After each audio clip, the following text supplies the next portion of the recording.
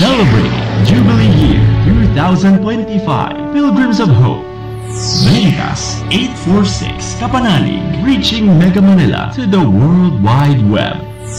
Veritas 846, ang radyo ng simbahan. In observance of the Lenten season, member Catholic Media Network and kapisanan ng mga broadcaster ng Pilipinas. Kapanalig ang ating Philippine Standard Time, 4 na minuto makalipas ang alas 8 ng gabi, araw ng linggo, ika-6 sa buwan ng Abril, taong 2025. Narito ang Veritas News Alert Nationwide. Muling naitalaga ang Vatican Dicastery for Communications bilang Deputy Director ng European Broadcasting Union. Ito ay sa kakatapos lamang na 2 araw na EBU 31st General Assembly sa Paris, France, kung saan sa gawain ay nagpulong ang 33 kinatawan ng mga bansang mula sa Europa upang pag-usapan, magdialogo at muling patibay ng pagkakapatiran ng mga broadcasting at media outlets sa kontinente. Idinaos din ang eleksyon ng Radio Committee sa EBU General Assembly upang masimulan na mga modernisasyon o pagbabago na kinakailangan sa radyo at upang makasabay sa teknolohiya o pagbabago ng panahon.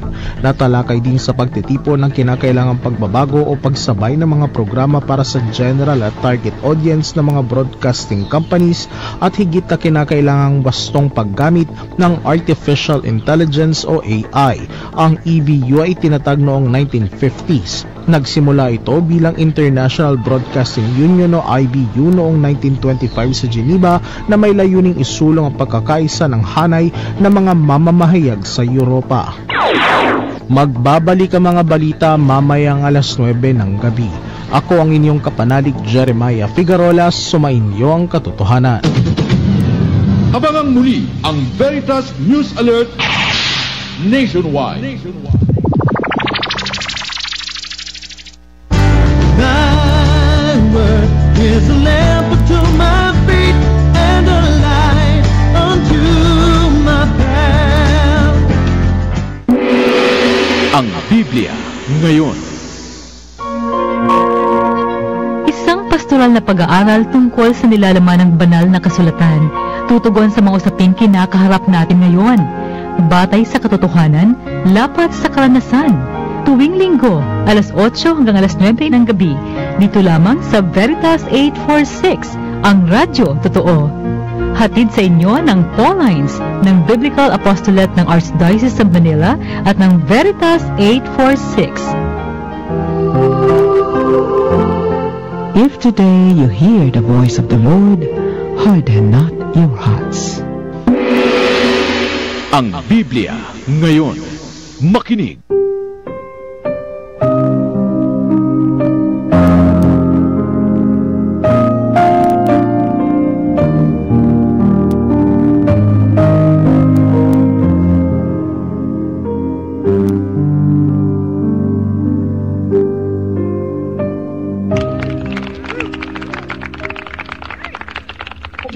Magandang gabi po mga kapanalig. Kumusta na po kayo? Welcome po sa ating programang Ang Biblia Ngayon. Ito po si Sister Rose Agtarap ng Daughters of St. Paul at Paulines Multimedia.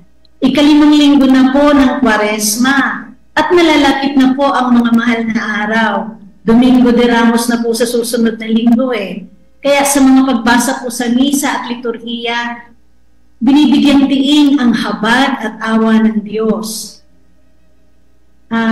Nung nakaraang linggo po, di ba, tinalakay natin yung tungkol sa talinghaga ng alibughang anak. Ngayon naman, ang pag-aaralan natin yung babaeng nangalo niya at kung ano ang naging tugon ni Jesus sa kanya. Kaya mga kapanalig, ihanda na po natin ang ating mga Biblia. Pwede nyo na pong markahan ito sa Ebanghelyo ni San Juan, chapter 8, verses 1 to 11. At samahan niyo po kami sa isang oras na pag-aaral at pagninilay. Kasama po natin ang Director ng Biblical Apostolate ng Archdiocese of Manila, si Father Adonis Saclolo. Magandang gabi, Father Ado. Magandang gabi, Sister Rose. Magandang gabi, mga kapanalig. Totoo nga naman tuloy-tuloy ang ating paglalakbay sa panahon ng Kwaresma na tumatawag sa atin na pagnilayan ng ating mga buhay. Kaya nga ang mga salita ng Diyos ay tulong, no? Bilang liwanag na makita natin yung totoo nating kalagayan at totoo tayo ay humingi, no, ng awa, habag at pag-ibig sa Panginoon. No? Kaya nga ngayong gabi, sisimulan natin itong programang ito upang pagnilayan yung ibanghelyong napakaganda, no? At malalim yung kaugnayan sa kasaysayan ng tao, ang babaeng nangalunya. Ngunit bago iyan, simulan natin ang gabing ito sa programa nating ang Biblia ngayon sa pamamagitan ng panalangin.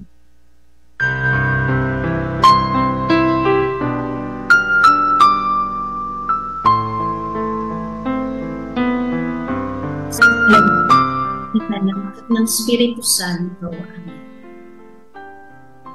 Ama naming mapagmahal, tunay kang mahabagin at mapagpatawad. Ang iyong bugtong na anak, ang aming Panginoong Hesukristo, ay nagdalang habag sa lahat at sa lahat ng uri ng sitwasyon. Ipinakita niya sa amin kung paano kumilos ng makatarungan at mapagpakumbaba. Ginawa namin ang halimbawang ito at lumikha ng espasyo para sa awa at katarungan sa lahat ng aming ginagawa. Ngayon po ipadala niyo sa amin ang banal na Espiritu upang buksan ang aming puso at diwa na tanggapin at isabuhay ang inyong salita. Gabayan niyo po si Father Adonis na aming tagapagturo at lahat ng kapanalig na kaisa namin sa radyo at sa iba't ibang mga platforms. Bendisyonan din po ninyo ang apostolado ng Radio Veritas, ng Paulines Multimedia, at ng Biblical Apostolate ng Archdiocese of Manila. At lahat po kaming natitipon sa programang ito. Hinihiling namin ang lahat ng ito sa ngalan ni Kristong aming Panginoon. Amen. O Jesus, ikaw ang daan, ang katotohanan at ang buhay. Iligtas mo kami. O Maria, Birhen ng katotohanan. Ipanalangin mo kami. Sa ngalan ng Ama, ng Anak, at ng Espiritu Santo. Amen.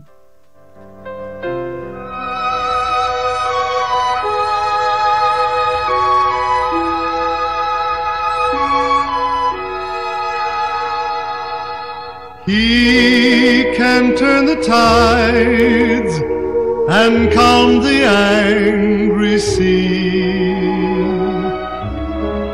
He alone decides who writes a symphony.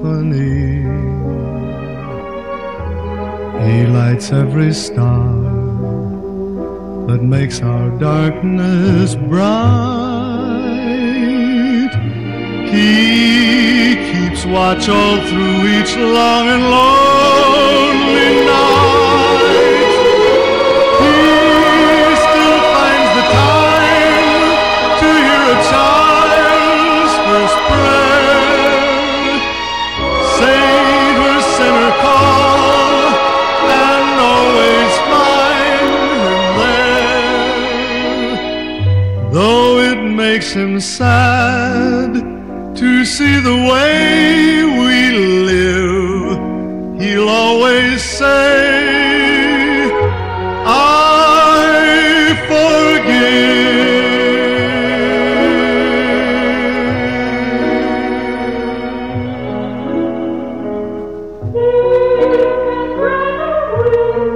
Or make a dream come true.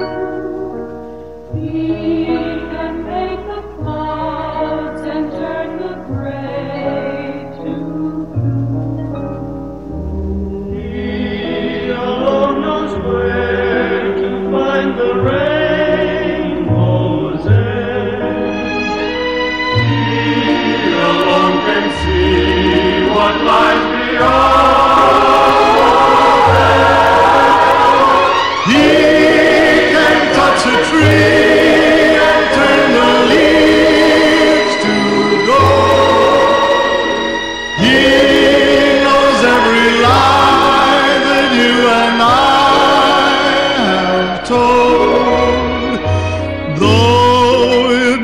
him sad to see the way we live. He'll always say, I forgive.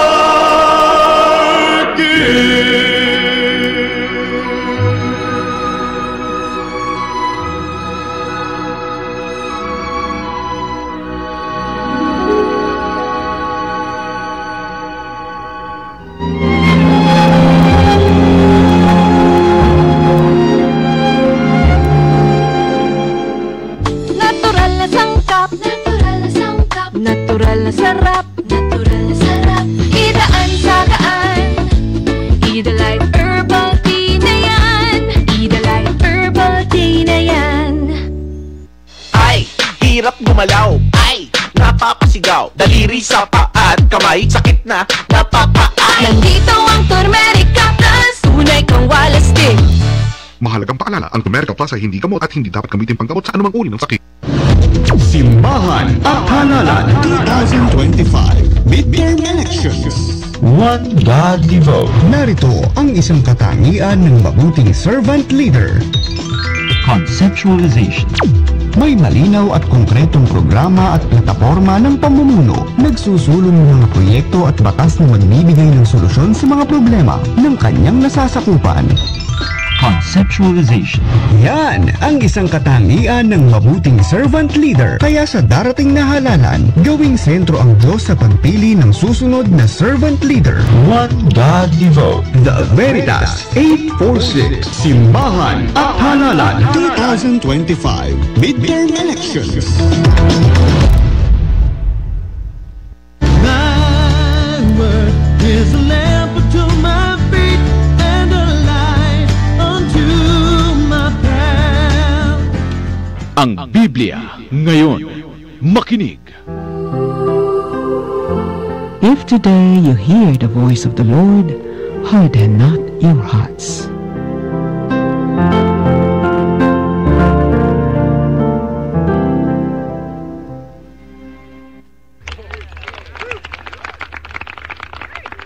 Nagbabalik tayo mga kapanalig sa ating programang Ang Biblia Ngayon. Mahalagang bigyan natin ng diin ang ebanghelyo sa araw na ito. Kaya nga ang paksa natin ay ang babaeng nangalunya. Ngunit itong babaeng ito ay kumakatawan sa bayang Israel at sa sangkatauhan. Sana ay subaybayan natin ang buong programa para maunawaan natin. Ang teksto ay binasa na kanina sa mga misa ay mula sa Ebanghelyo ni San Juan, Kabanata 8, talata 1 hanggang 11. John chapter 8, verse 1 to 11. Ang katanungan para bigyang diin sa ating pagninilay ngayon ay ito, no? Sa palagay mo, kapanalig, ano ang dahilan kung bakit may mga taong nahuhulog sa pakikiapid? At may karugtong itong katanungan, ano ang espiritual na pangangalunya para sa iyo, no? At ito yung pagninilayan natin. Ngunit kung nais mong magbahagi, no, sa puntong ito, sa ebanghelyo na ibinibigay ng Diyos sa pamamagitan ng simbahan sa araw na ito, magpadala ka ng iyong sharing, no, sa ating text line sa istasyon 0918-837-4827 o kaya naman sa ating comment section sa Facebook Live. Ngayon, balikan muna natin yung ating paksang tinalakay at pinagnilayan na napakaganda, no, na naghatid sa atin ng konsolasyon ng mabuting balita nung nakaraang linggo, at ito ay ihahatid sa atin ni Sister Rose. Balik dinig sa nakaraang katotohanan.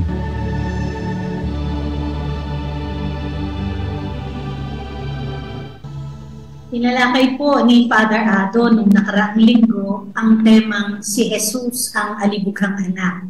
At ang tekstong pinag-aralan natin ay yung Ebanghelyo ni San Lucas, chapter 15, verses 11 to 24. Tinanong din niya tayo, anong karanasan mo na naglayo sa iyo sa Diyos, ngunit ikaw ay ibinalik ni Jesus? Sabi ni Father Ado, ang kwento ng alibughang anak ay kwento ng sangkatauhan ng bawat isa sa atin. Tulad niya, pumunta tayo sa malayong bansa dahil pinili nating umalis sa tahanan ng Diyos. Ang pag-alis na ito ang nagtutulak sa atin sa pagkawala ng ating tunay na pagkakakilanlan bilang mga nilikha sa larawan at wangis ng Diyos.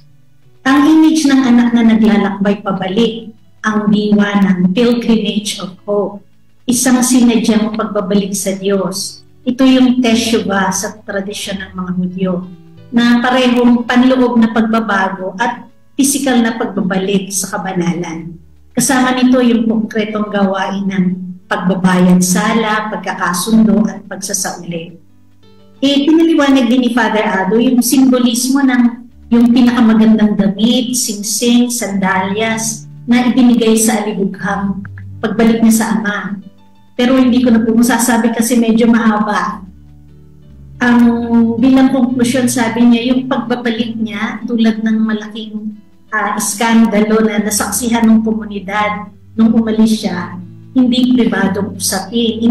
Kaya inutusan ng Ama na dalhin yung pinatabang buya, di ba? At patayin ito. Dahil gusto niyang ipagdiwang ang pagbabalik ng anak sa isang piging na malaki, no, upang maimbitahan ang buong komunidad at para maipagkasundo siya sa komunidad.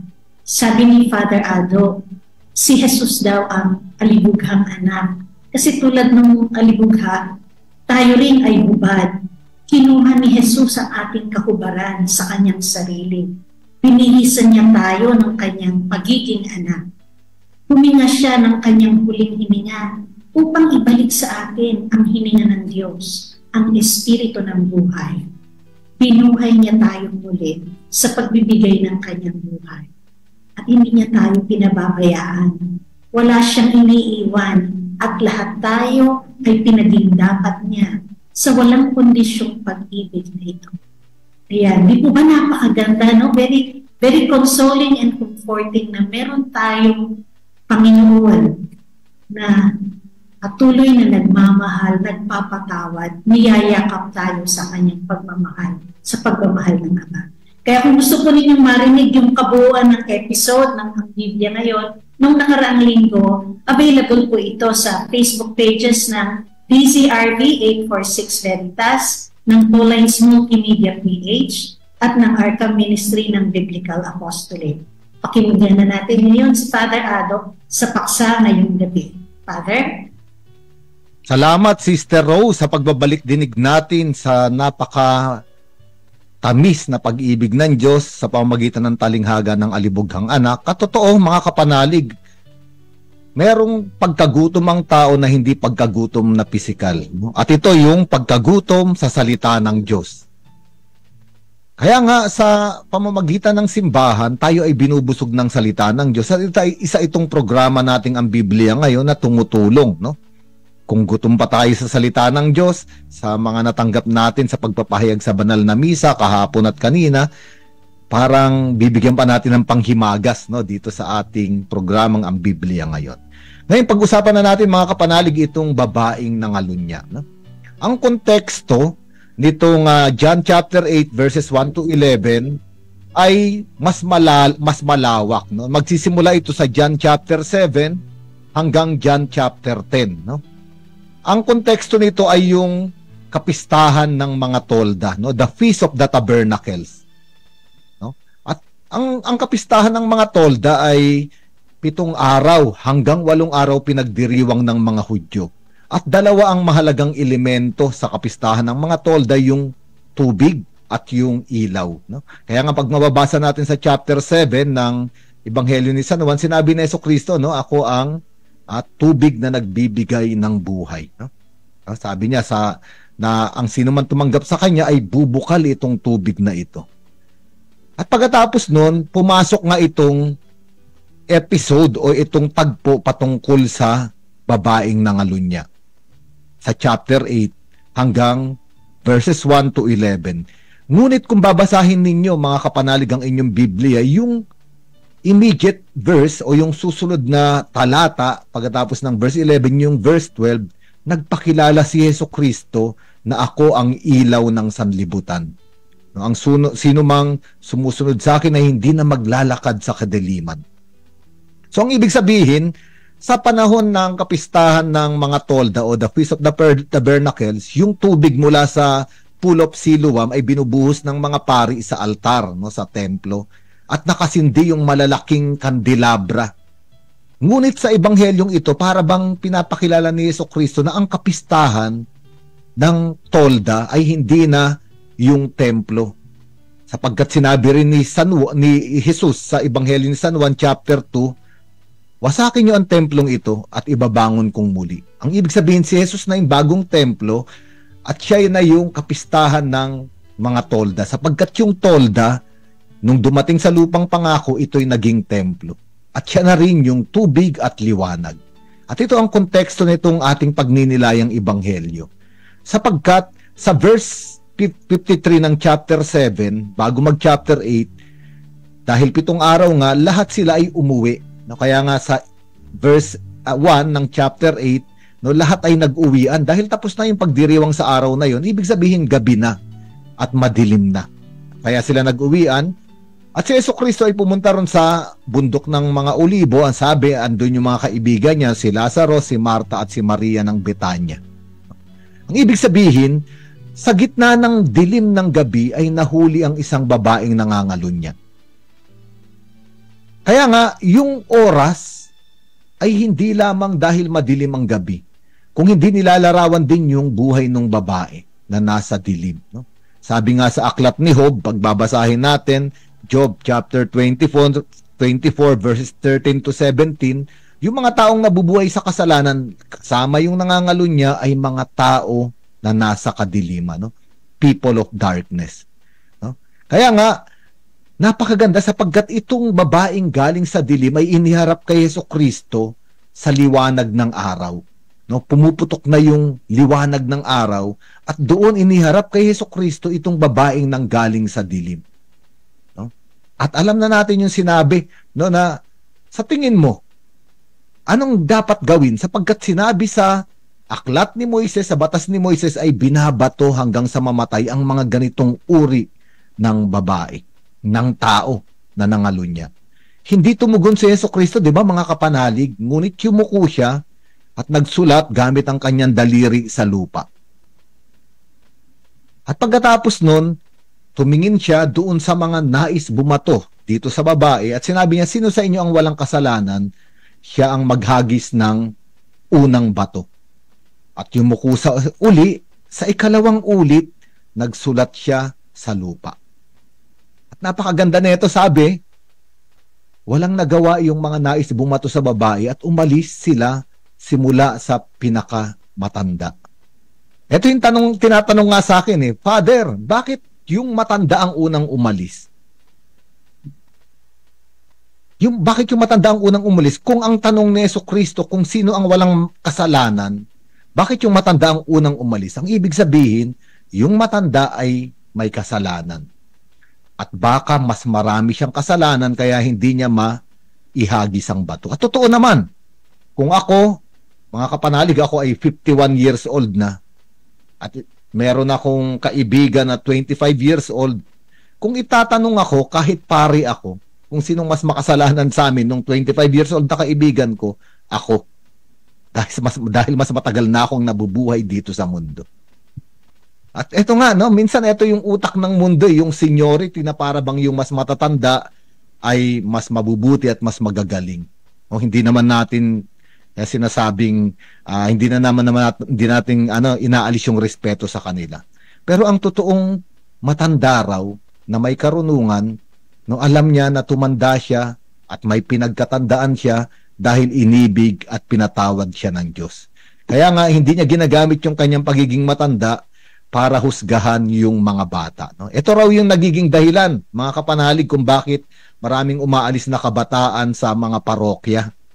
Kasi raw ang naririnig ng mga kabataan sa mas nakakatanda, noong panahon namin, ganito kami. Kayo ngayon ay ganyan. Bakit?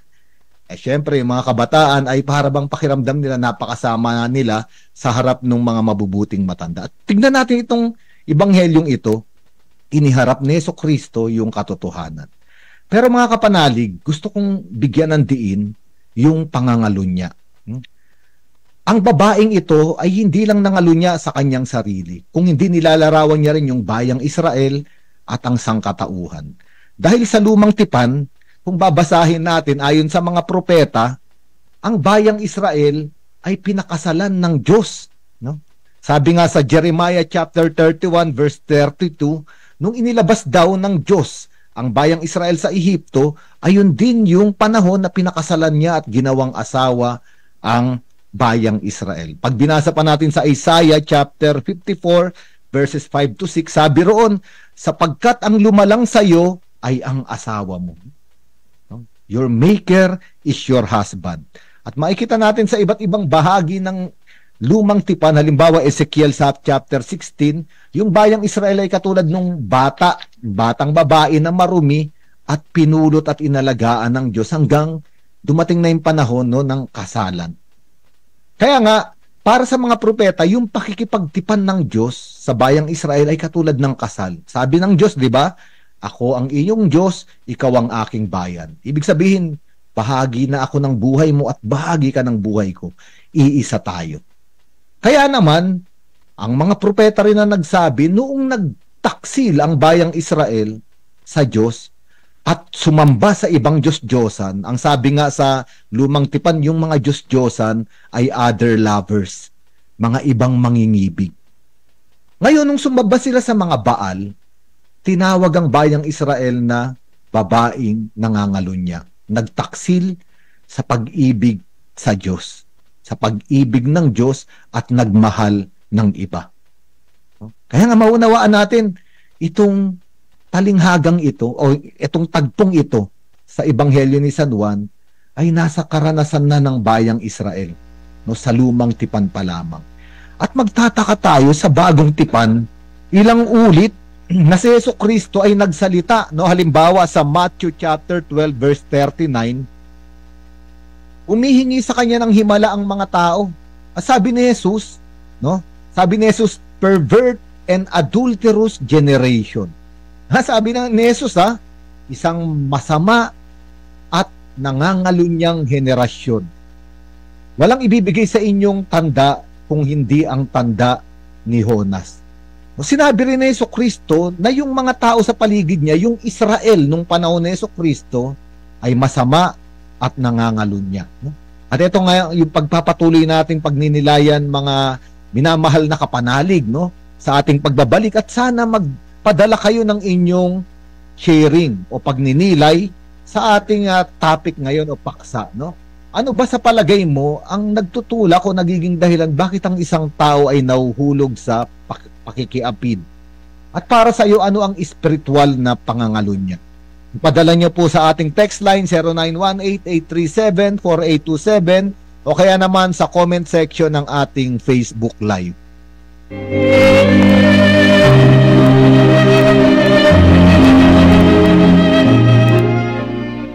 Celebrate Jubilee Year 2025 Pilgrims of Hope. Manitas 846 Kapanalig, reaching Mega Manila to the World Wide Web. Veritas 846, ang radyo ng simbahan. In observance of the Lenten season, member Catholic Media Network and kapisanan ng mga broadcaster ng Pilipinas. Kabanalig ang ating Philippine Standard Time, 32 minuto makalipas ang alas 8 ng gabi. Thy word is a lamp unto my feet and a light unto my path. Ang Biblia ngayon. Makinig. If today you hear the voice of the Lord, harden not your hearts.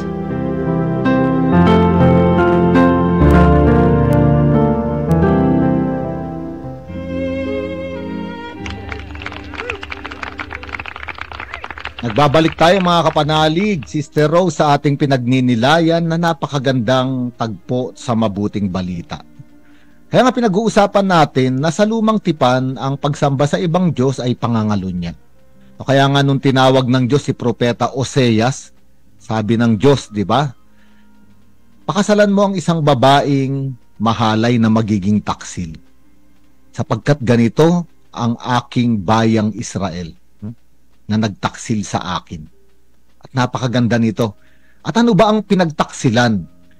ang pinagtaksili ng bayang Israel ay yung tipan o yung kasunduan na sana ang Diyos at ang Israel ay magiging isa. Kaya nga ang babaeng ito ay larawan din ng bayang Israel kasi ang tipan, yung 10 utos na tinatawag natin, isa sa mga utos doon ay yung nilabag ng babaeng ito. Yung ika-6 na utos, yung pangangalunya. No? At kaya nga, ang hatol talaga ay kamatayan. Ngunit ang makikita natin sa Ebanghelyong ito mga kapanalig ay yung pagpapanibago ng tipan. No, pagbabalikan natin sa Exodus chapter 31, sinabi roon na noong ibinigay na ng Diyos ang 10 utos o ang tipan, siya mismo ang sumulat gamit ang kanyang daliri sa mga bato. No? Mababasa natin ito sa Exodus chapter 31 verse 18. Ang Diyos mismo ang sumulat gamit ang kanyang mga daliri ng mga kautusan o ng tipan.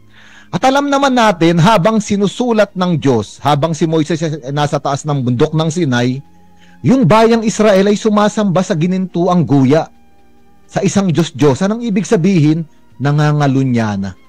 No? Binubuo pa lang yung tipan, nangangalunya na yung bayang Israel. Kaya nga pagbaba ni Moises, anong ginawa niya? Binasag niya yung 2 tapyas ng bato. At alam natin yung nangyari. Ngunit, galit na sana ang Diyos, lilipulin na yung bayang Israel, ngunit nagmakaawa si Moises. At sa ikalawang ulit, pag binasa natin mga kapanalig, Exodus chapter 34, verse 1 to 4, gumawa uli ng 2 tapyas ng bato, at sa ikalawang ulit ay sumulat ang Diyos gamit ang kanyang daliri ng tipan.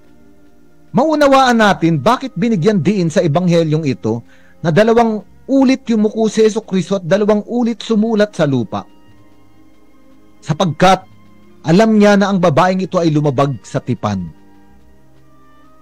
Ngunit ayaw niyang gamitin ang tipan para akusahan ng babaeng ito.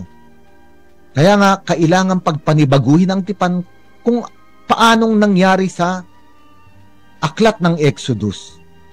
Hindi hinatulan ng Diyos yung Israel na nangalunya at sumamba sa ibang Diyos-Diyosan, ngunit pinagpanibago niya yung tipan. Kaya nga sa aklat ni Propeta Oseas, kung babasahin natin sa Osea chapter 3, bagamat nagtaksil yung asawang si Gomer, sabi ng Diyos, ibalik mo ang asawa mong si Gomer, kunin mo muli. Sapagkat ayan ang larawan ng asawa ko, ng minamahal kong bayan na nagtaksil sa akin, na nais kong kunin muli. Napakaganda.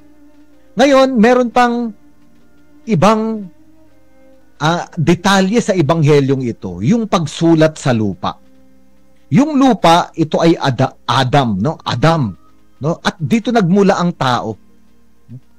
Kapag babasahin natin yung Jeremiah chapter 31, verse 31, ang sabi ng Diyos sa pamamagitan ni Propeta Jeremias, gagawa ako ng bagong tipan. Ito na yung pinag-uusapan natin, pagpapanibago ng tipan.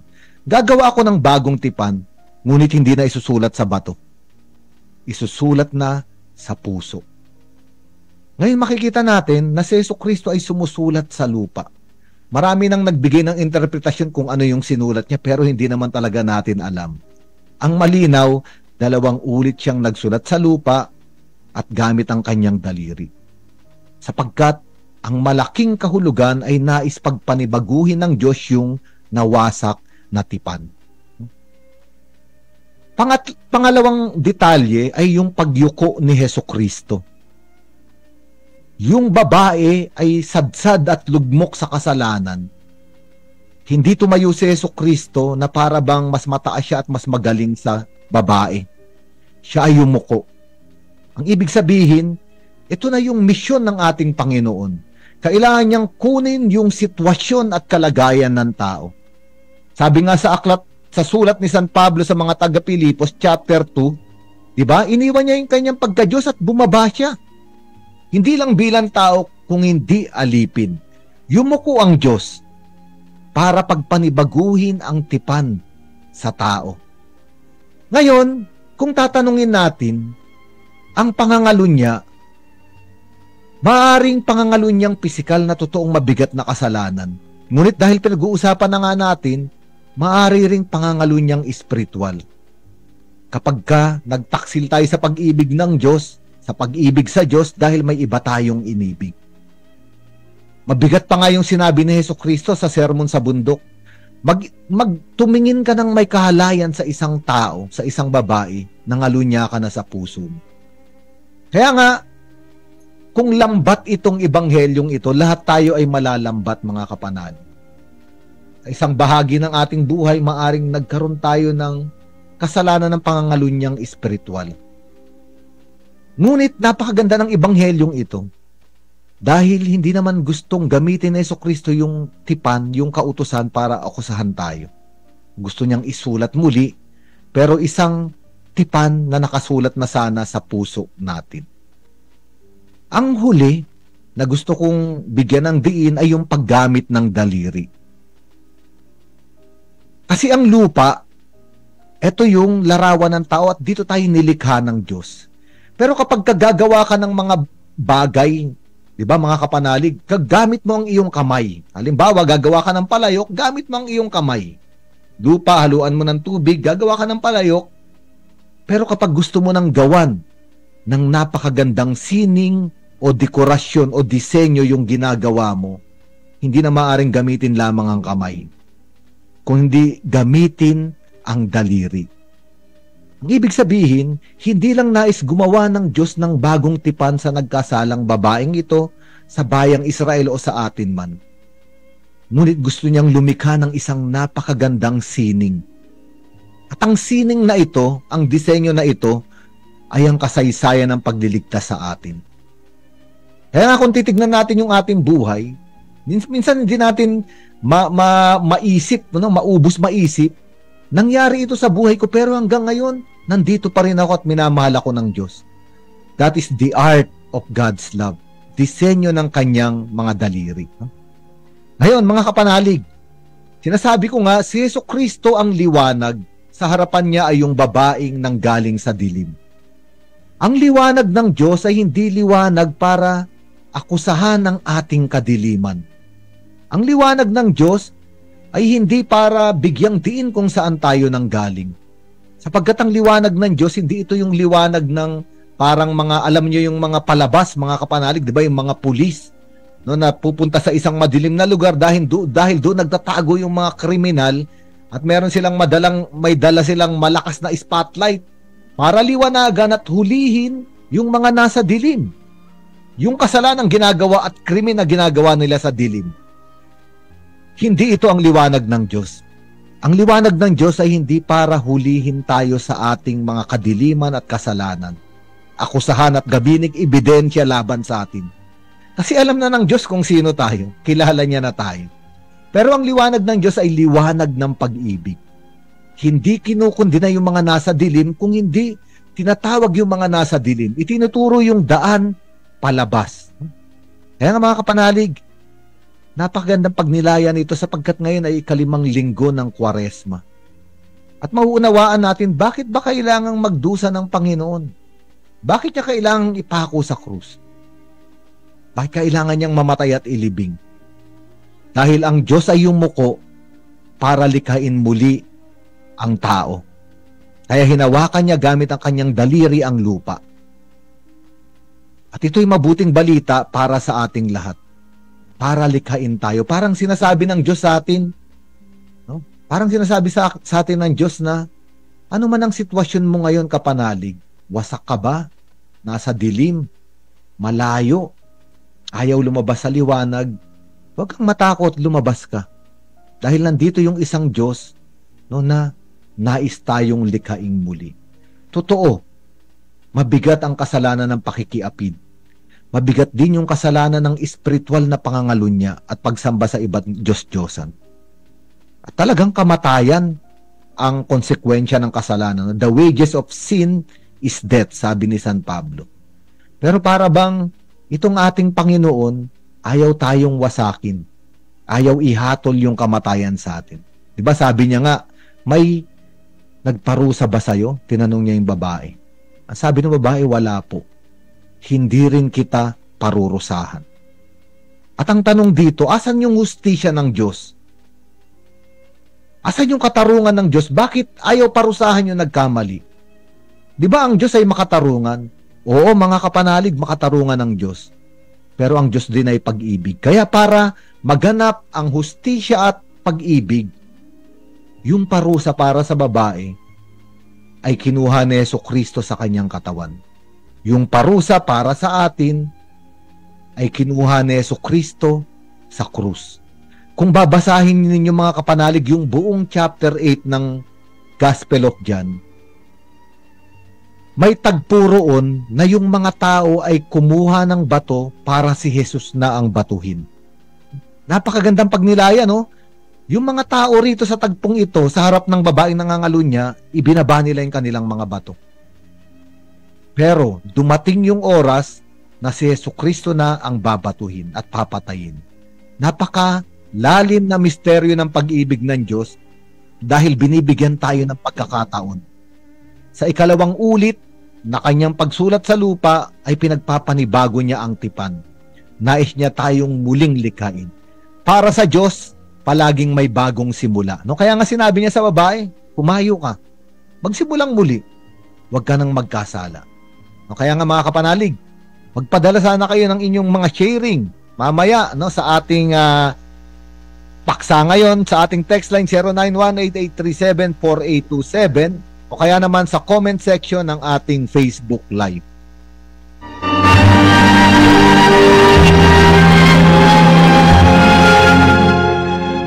Break time na! Kumain ng tama, mag-exercise at mag-Ampalaya Plus. Clinically tested, ang Ampalaya Plus ay tumutulong sa pag-control ng blood sugar. Ang Ampalaya Plus ay may inam sa mga diabetiko at pre-diabetics. Kaya mag-Ampalaya Plus araw-araw. Mahalagang paalala, ang Ampalaya Plus ay hindi gamot at di maaaring gamitin paggamot sa anumang uri ng sakit. Alagaan ang kidneys, uminom ng 8 basong tubig. Renalin, Renalin, Renalin, araw-araw. Mahalagang paalala, ang Renalin ay hindi gamot at hindi dapat gamiting panggamot sa anumang uri ng sakit.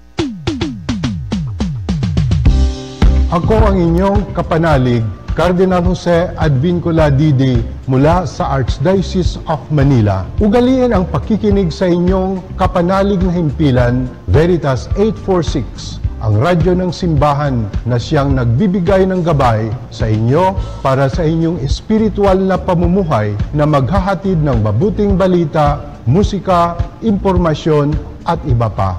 Sumainyo ang katotohanan.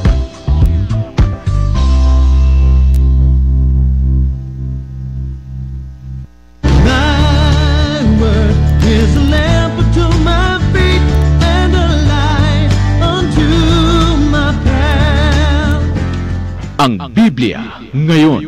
Makinig. If today you hear the voice of the Lord, harden not your hearts.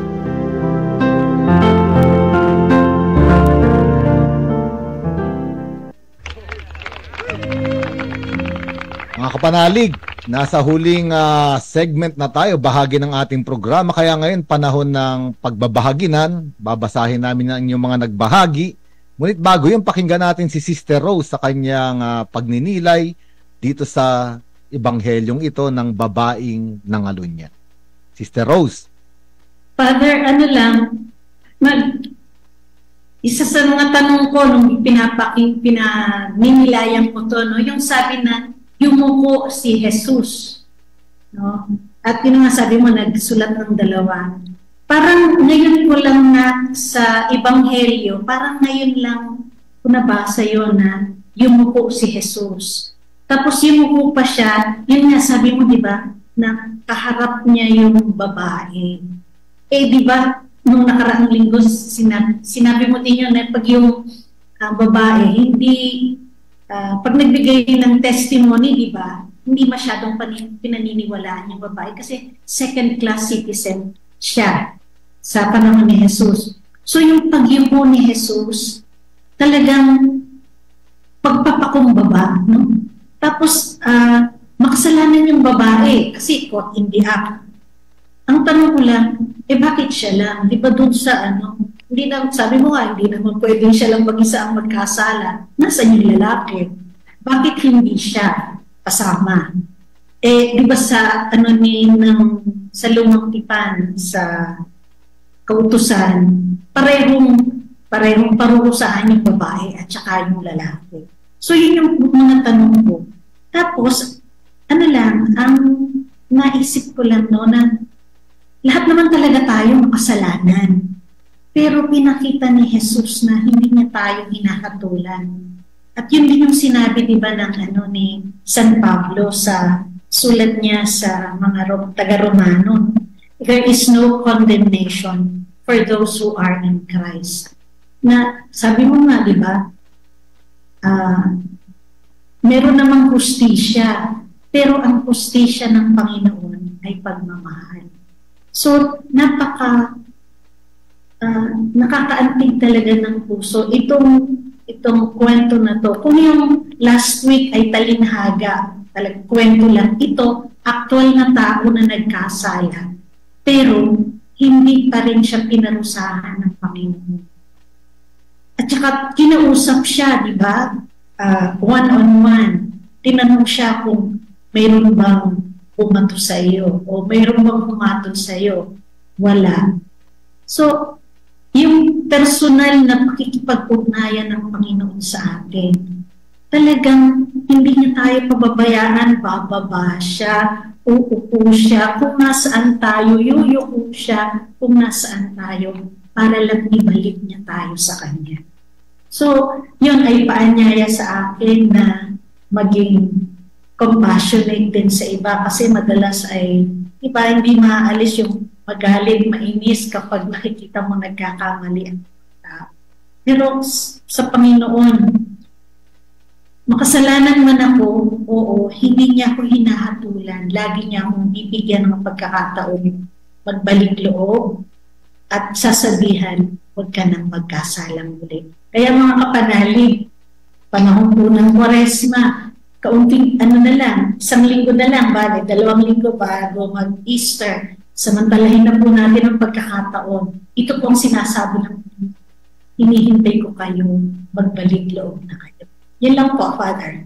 Yun, maganda yung tanong mo, sister. Sabi nga, marami kong nabasang mga komentary tungkol dito. Nasaan yung lalaki? Sabi nung iba, baka nakatakbo. Baka iniwan yung babae. Totoo nga naman. O kaya naman, baka interesado lang yung mga punong reliyoso na lagyan ng patibong si Jesus kung anong sasabihin niya. Pero isang interpretasyon na nabasa ko, yung babae na inahulog sa pangangalo niya dahil nagmahal lang naman siya, bagamat mali yung pagmamahal. At doon niya napatunayan na yung minamahal niya ay hindi siya kayang mahalin pabalik, kaya iniwan siyang nag-iisa. Ngunit sa gitna ng pag-iisa niya, may sumama sa kanya. Sa gitna ng mga naghuhusga at nag-aakusa, nais patuhin siya, may tumayong kasama niya sa gitna. At ito yung totoong lalaking nagmamahal. Napakaganda neto pag nilaya. Ngayon, sister, basahin ko muna itong mga natin na nag-share dito sa ating istasyon. Sabi ng ating kapanalig na si Rachel na Paranaque, Good BN Father, merong kakulangan na nararamdaman sa buhay na gustong mapunuan. Natutokso dahil gustong maramdaman muli ang kasiyahan mula sa bagong relasyon. Hindi alam na ang makapupuno lamang ng kulang sa buhay ay si Jesus. Spiritual adultery for me is when the time comes I become lukewarm in my relationship with the Lord. No? Tama nga, totoo. Yung mga bumabagsak sa pangangalo niya, nagmahal, pero baka maling pagmamahal ang hinanap. Kaya nga ngayon, pinasabi ng Ebanghelyong ito, meron totoong pagmamahal. Ito yung pagmamahal ng ating Panginoon. Salamat kapanalig Rachel ng Paranaque. Ito naman ang ating kapanalig 0167. Sabi niya, sa palagay ko, ang dahilan kung bakit may mga taong nahuhulog sa pakikiapid dahil wala silang kaalaman tungkol sa kasulatan. Hindi nila nakikilala si Kristo sa kanilang buhay, maaring hindi si Kristo ang sentro ng kanilang buhay. Para sa akin, ang espiritual na pangangalo niya ay kapag ang tao ay may ibang Diyos na inibig, hindi si Kristo Jesus. Ito yung ating kapanalig sa kanyang sharing. Salamat po. Ang ating kapanalig na si Sister Chris, sabi niya, Good PM Father Ado, Sister Rose, spiritual adultery is being unfaithful to God or having other gods such as wealth, worldly pleasure, power, etc. Totoo po, ito yung mga paraan para magtaksil tayo sa pag-ibig ng Diyos. Ang atin namang kapanalig no, ay ng 9541, sabi niya, good evening father and sister. Sa ebanghelyo tungkol sa babaeng nahuling ng alunya, masasabi ko na kung pag-uusapan ng pagpapamilya at pag-aasawa sa mga kabataan ngayon, patnubay ng mga magulang ang kailangan, na kung ang magulang ay nabuhay ng maayos at wasto at ay hindi mapapariwara ang mga anak, na alamin ang pagkatao kung sino nga ang nakakasalamuha, kaya hindi na malagay sa alanganing sitwasyon at mauwi sa broken family or marriages. At tama naman, no? Mahalagang ituro rin itong kahalagahan ng pamilya, kasal, katawan, sexualidad. Sabi pa ng ating kapanalig, no, sa spiritual adultery naman, mas maganda kung may paghubog at katuruan ng ministry katulad ng Family Life Ministry at Couples for Christ. Salamat kapanalig. Sister, may nagtatanong sa iyo rito, kapanalig 2347. Sabi niya, ang ganda naman po ng opening song. Sino ba, who composed it and what is the single? No? Alam ko si Andy Williams, pero yung pamagat hindi ko na natandaan.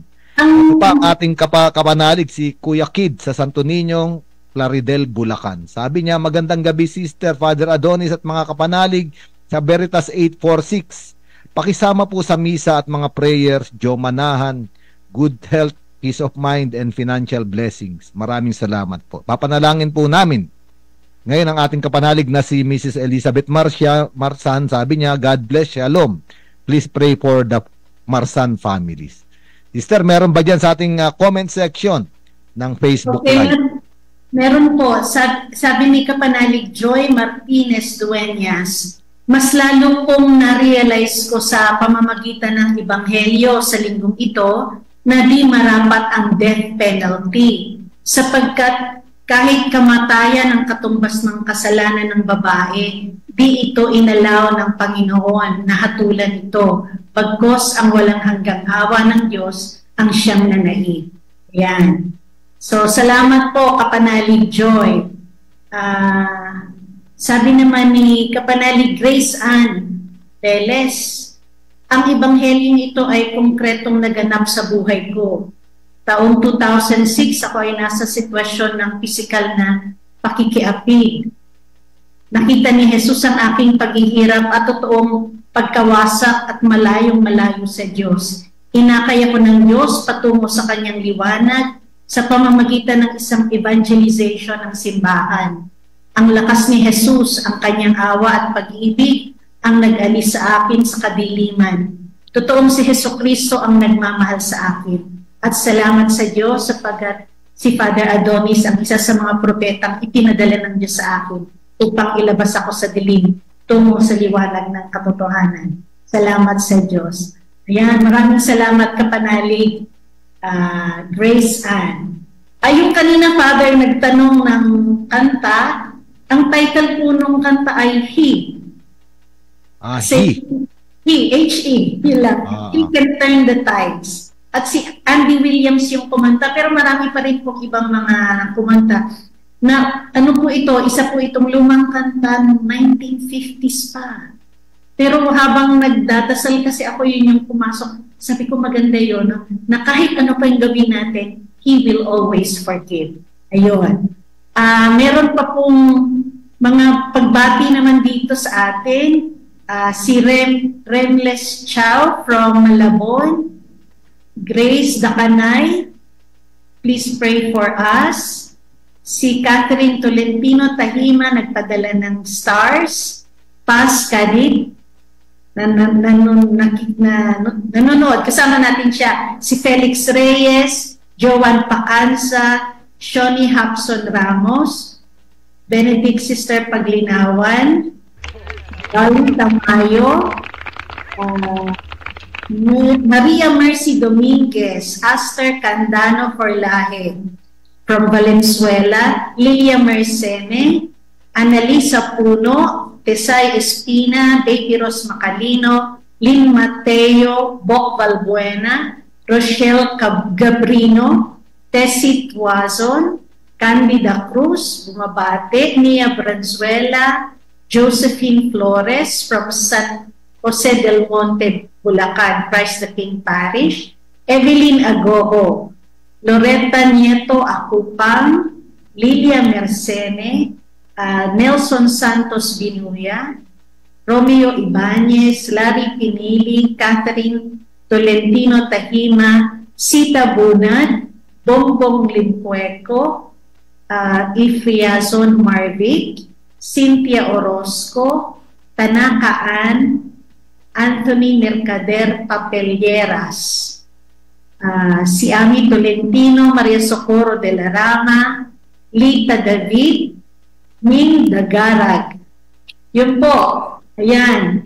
So maraming salamat sa mga ating pagdala ng kanilang greetings at reflection. Yan. Sister, maaari na tayong magpasalamat sa ating mga kapanalig, no, na totoong nakiisa sa pagninilay natin ngayong gabi. Okay, so maraming salamat sa iyo, Father Ado, sa pagtalakay mo dito sa napakagandang ebanghelyo, no? At talagang makakatulong sa ating pagbabalik loob sa Diyos, lalo na ngayon, papasok na ang mga mahal na araw.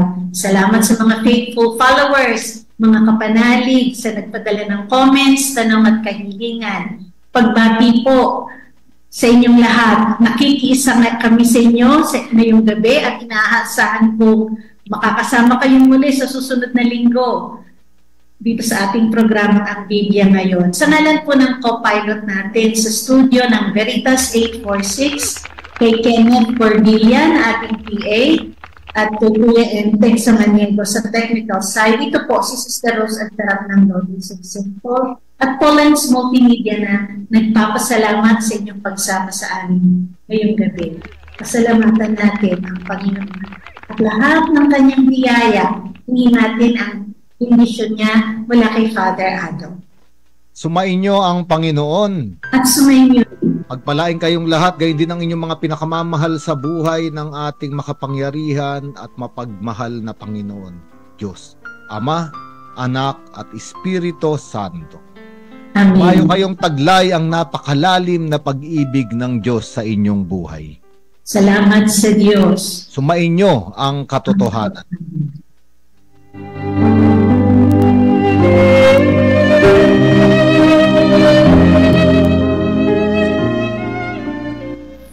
Celebrate Jubilee Year 2025 Pilgrims of Hope. Veritas 846 Kapanalig, reaching Mega Manila to the World Wide Web.